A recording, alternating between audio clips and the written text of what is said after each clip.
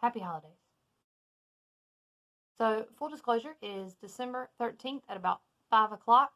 I just finished my first day of testing as a teacher. It is less fun as a teacher. You think it's bad when you're a student and you have to test for 3 hours, but at least you have something to do. When you're a teacher or a proctor, you literally can just sit. You can't read, you can't draw, you can't doodle, you can't take a test that takes up time. You just stare at students for 3 hours. So, I deserve what's about to happen. Basically, I ordered books. I didn't need to. I definitely don't need any more books in here, but some of these are going to my library, and that is how I justify everything from now on, is that some of this stuff will not stay in this house. That is something I have to do this week, is organize my classroom library. We won't probably be doing independent reading next semester because it's just too crazy. English 2 is a standardized testing course, and so it's very rigorous what you have to teach them and when. There's just not time and flexibility for independent reading. But we'll see. I still want to have options in case kids want to read something that's not offered in the library. But either way, I have books. I have 2 boxes worth of books because I knew everything was going to come in at one time. I've been having difficulty speaking today too. Like, everything's coming out of order and weird, and I'm wondering if I'm having a stroke. I think I'm just tired. I think I'm just very, very tired. Maybe I need to get some water. I'm also probably very, very dehydrated. Let me go do that before I open this.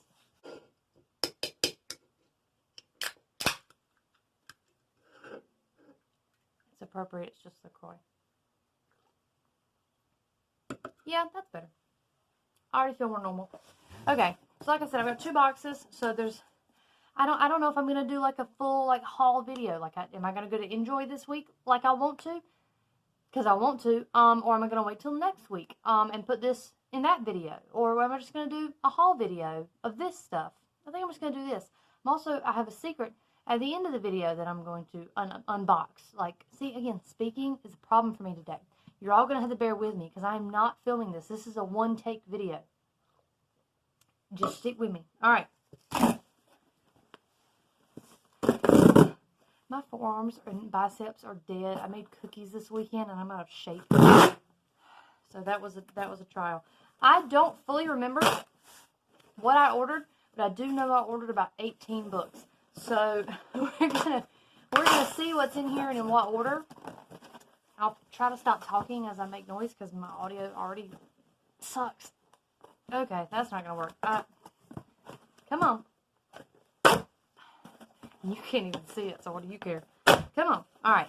I've got the first box open. So we're just going to pull, and we're going to see what happens. Because, again, I don't remember all of what the 18 books are. I know what some of them are, but not all of them. And like I said, some are going to be mine, some for the library. You'll see them. You'll see. We'll go over it together. Okay. This is one that could be either one, but I've already read this, so I'll probably put this in my classroom library. It is The Dark Descent of Elizabeth Frankenstein by Kirsten White. It's a really good retelling of Frankenstein from the perspective of Elizabeth Frankenstein, who marries Victor. And spoiler alert for Frankenstein, if you have not read it, and you should, Elizabeth Frankenstein is murdered by the creature on her wedding night because Victor is a fuckboy. But this is from her perspective. It's really good. It does some unique things with the canon material, and I really like it. So if I ever taught Frankenstein, there's something I can suggest to kids. Doing this without looking is really hard. Oh, yes. Okay. I want to keep this one, but this is also one that I didn't realize it was like dimensional, that I'll probably put in the library. It's Tokyo Ever After by Emiko Jean. I read this, or I listened to it on audiobook over the summer, and I really enjoyed it. It's got that like bodyguard and royalty trope that is really like near and dear to my heart. Like, I don't go looking for it, but whenever I read it, it makes me very happy. And the sequel comes out next year. This was really good. This cover is gorgeous. Look at that. And that's textured. All that's kind of slightly raised. Very beautiful. Probably going to put that in the library. Or keep it. Again, I don't know. We'll see. We'll see how I'm feeling, how generous I feel. This one is mine. This is the other Bennett sister. And there's 2 covers of this, but I like this one because I don't know. Like, look at that. Something about this just speaks to me. And this one is supposed to be about Mary Bennett, who I find compelling because she is so abused in the canon text of being just awful. Like, none of her sisters like her. Lizzie speaks very negatively of her. Her family doesn't seem to think she is competent at all. Like, not in the way that, like, Lydia and Kitty are, but Mary is just very, like, she's smart, but it's like she's trying to make sure you also give her validation for being smart. And as someone who was gifted early and sought the validation and continues to seek the validation of people finding me smart, I just relate to Mary a lot. I just really do. And how she doesn't really understand social cues sometimes and can embarrass herself in public. She would have made an excellent wife for Collins. I still maintain that she would have been a fantastic preacher's wife. They were perfect for each other. Could have bored an entire room of people with the weird stuff they knew and decided to talk about. But anyway, gonna look into that, read that. It came out earlier this year, so I'm really excited I was able to get a newer book already at a pretty cheap price. There's only one left in here, and this is also mine. This is Empire of Wild by Sherry Demeline. I listened to this on audiobook earlier this year. I don't know if you do not follow my Goodreads, you should follow my reviews on Goodreads, because I was very excited about this book and I loved it a lot. And it's about a woman trying to get her husband back from a cult. It's really good, and I just wanted to own a copy because I might want to read it like in physical form at some point. The audiobook was amazing. It was very well done, and it ends kind of ambiguously, which I enjoyed. And I'm really interested in picking up more of Demoline's stuff. She's on my TBR multiple times, but it's just a matter of getting my hands on the books. But I am glad I now own a copy of that, and it's a hardcover, which is nice. All right, the other box is bigger, so I'm going to go ahead and heave that up here, and then record opening that. Jesus, I'm not kidding. Okay, it has a here tab, but then it won't like open, like the sides don't just. I've got a knife, but just enjoy the struggle. Okay, this is a big box, and I'm ready. Are you ready? I'm ready. Okay, first one. Oh, it's gonna be huge. It's okay. It's all right. We're gonna live. We're gonna live. It is another Folger's Shakespeare. This is Twelfth Night, which also happens to be my favorite Shakespeare. And it's part of that Folgers where it has the colored spine. The problem is, this is how big the other ones are. See what the issue is? It's fine. It's gonna be okay. I can put this in my classroom, and have a copy there. And also, I'm never opposed to different, editions of Twelfth Night. Oh God, I gotta pick the box back up.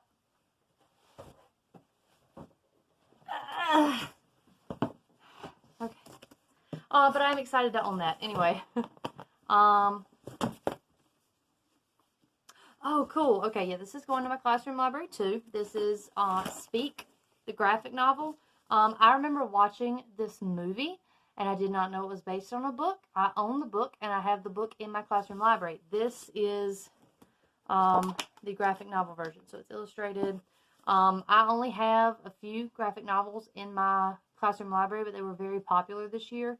A couple different people read my graphic novels. So I'm really interested to have this one, and I'll put it in there. I may read this just for fun and to get my word count and my book count up for the year, but that's definitely going to the classroom library. Gosh, I'm so excited to own this. Oh, it's damaged, but that's fine. That's fine. Beggars can't be choosers on cheap books. This is The Mere Wife by Maria Devanya Headley. She just did a translation of Beowulf that came out in January, and it was fantastic. I loved it. It was written as if like a bro at the bar was telling you the story, and I found that really engaging. And a really nice take on the idea of Beowulf and how they would say it.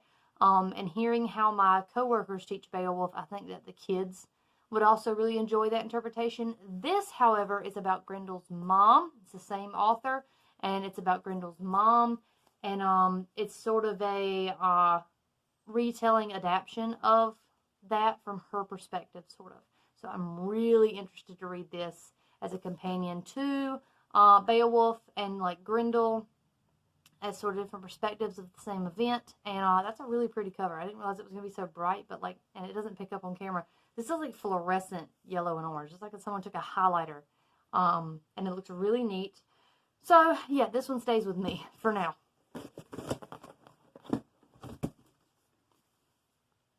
Okay, this is also from my classroom library. This is on the come up. This one I got because so many of my kids have read The Hate U Give in middle school. Like they read The Hate U Give. And I had a student read Concrete Rose, and she loved it. And so I figured having more Angie Thomas in the room was never going to be a bad thing. So this was a good price, and I really enjoy this cover. Like, I think that's a really pretty way to redo the original cover. So we're going to put this in the classroom library. Ooh, I'm really excited about this one. It's also kind of damaged and like it's been folded, but that's okay. It is Bunny by Mona Awad.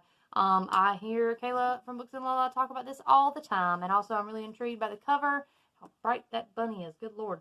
And I'm gonna give it a shot. I hear a lot of things about it when you hear list of dark academia and academia novels in general, and I'm into that. So I'm gonna be reading this one again. Don't know when, but eventually, maybe I can find some challenge for the Buzzwordathon to read it for. I think there's one that says something about animals, so maybe I'll get lucky, like Animals Are Monsters, and I can do that one instead. Okay, anyway, there's a lot more books.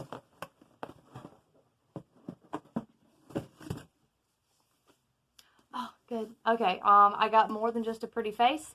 I read this as an ARC. I think it was not last year. Was it last year? Yeah, it was last year. It was last summer, I think. I read More Than Just a Pretty Face. It is very good. It's about this young man here who has this crush on this really hot girl at school, but he has to work on his grades. He has to do like a final project to make sure he passes a class, and he gets this girl to help him out, and she has a reputation, and it just, their dynamic is so beautifully done, I think, and it talks about a lot of religious stuff because our main character is Muslim, and he is practicing. But he has a friend who is a little bit more devout than him, and they have good discussions about what it means to be a Muslim and what it means to practice the religion. And I don't know, it feels really like a cute romance, but with some actual serious topics in it. So this is going into the classroom library, just straight to the classroom library. Oh, this is for me. Agnes at the End of the World. I know nothing about this other than I know it's on my TBR. I know I probably knew what it was about at one time, and that people I know and love have read it and loved it. So I'm going to give this a shot. I couldn't find it in any local libraries, and I was tired of waiting to be able to read it online. So here you go. This is what I have now. My lighting is literally just my computer open to a tab of things I should be doing for school. So anyway. Oh my God, it's so much prettier in person. I have to keep this. And I know I've said when I reviewed it that I was going to put it in my library. And I will. I will absolutely put this in my classroom library. But I need to own this in my library. And if I get a second copy, it will go in the classroom library. This is so beautiful. Oh my God. I had no idea that it was this gorgeous in person.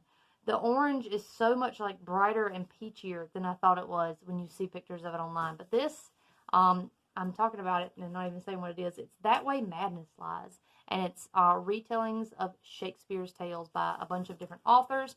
I listened to this as an audio back when it came out this year, and it was amazing. Some of these stories are so good, and just, anyway, that's another reason to go to my Goodreads. I was very detailed in which ones I liked and how well it worked, but I'm keeping this one. I need this in my life and in my library.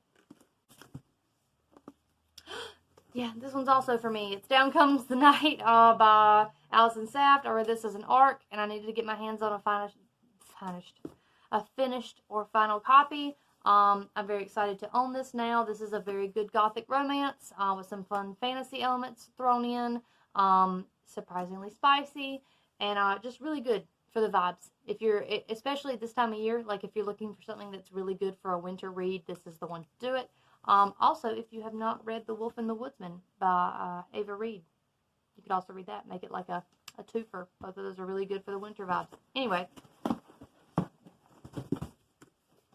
here's another huge Folgers that's not going to be very helpful, but it does look really cool. It's Henry the Sixth, right? Part 1. So I have 2 of those now that are too big to fit in my library, but it is what it is. And yeah, that's what I thought. The Merchant of Venice. I thought I ordered like 2 or 3 of those. And this is a really pretty color green. And notice I got like all greens. I thought they looked nice together. And if nothing else, they'll look nice in my library at school. So, not a total loss. Okay, I don't think there's that many more in here. Okay, I got Firekeeper's Daughter. I really want to keep this for me, but we'll see. It's got a lot of stickers and stuff on it. I wasn't expecting so many stickers. I hate that the Reese's Book Club just gets printed on the books now. I don't want that. I don't want that sticker. But this will make a really good classroom library book, so this might actually just go live in the classroom. We'll see. We'll see how I'm feeling when it comes to moving these around. It feels like 2 more. And I'm trying to think of which they would be. So let's see. Okay, this is Classroom Library. A Song Below Water. I listened to this on audiobook around this time last year. I remember listening to it and finishing it as I put up my Christmas decorations. Very good, really good story from the dual perspectives of these 2 girls, the different superpowers and things that they have and what's going on with them, but it also has a nice little way of looking at police brutality and the rights of minorities, because one of these girls is, what do they call them here? It's like a siren, right? They're like mermaids. Yeah, she's a siren. They call them sirens. I didn't know. Some books come up with fake names for stuff, but she's a siren, and they are not supposed to, like, captivate people on purpose. And so people are so scared of being, like, summoned by sirens, they try to, like, basically mute them on purpose. But it's really interesting. It's a very good book.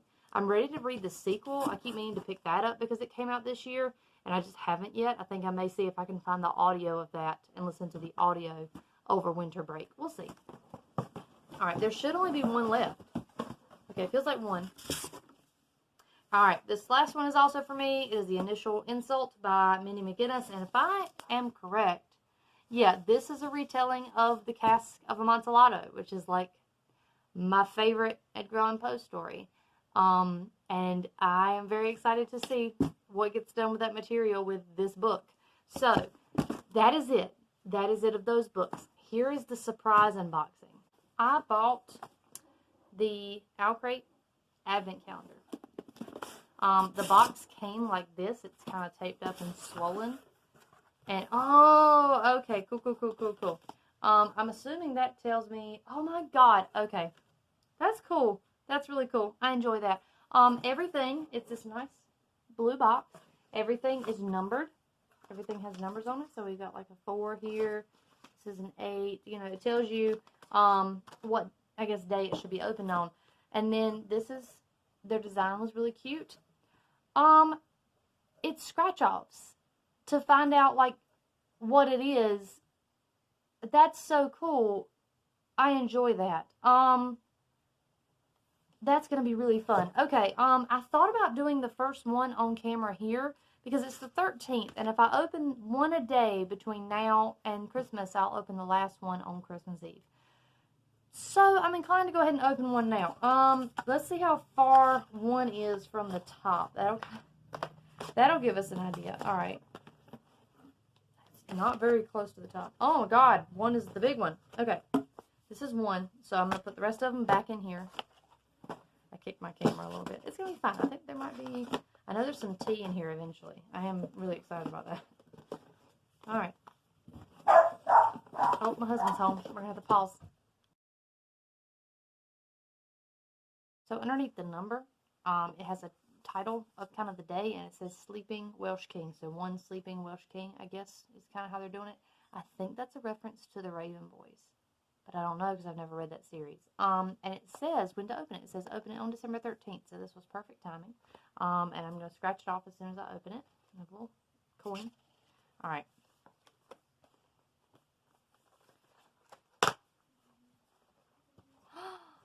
It's gloves. It's gloves. Yeah, it's the Raven Boys, which again, never read, but these are cute little fingerless gloves.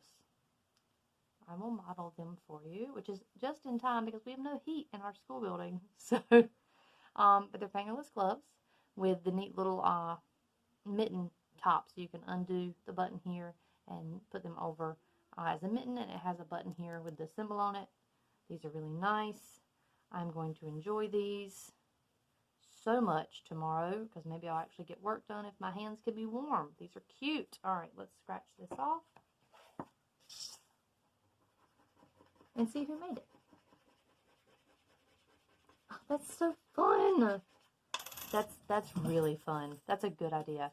Fingerless gloves inspired by the Raven Boys, designed by Team Owlcrate. So there's the first one. And the second one tomorrow is Rival Gangs. So we'll see what's in the next one. Maybe I'll record it every day and kind of put them together. But anyway, the only other thing I wanted to show you before this weird video ends is I got book mail today of the last book in a series I've been reading for what seems like forever, but also like seems like I started it yesterday and I can't believe it's over, and that is the Excalibur Curse, which is the third and final book in the Camelot Rising series. She's beautiful. I love her.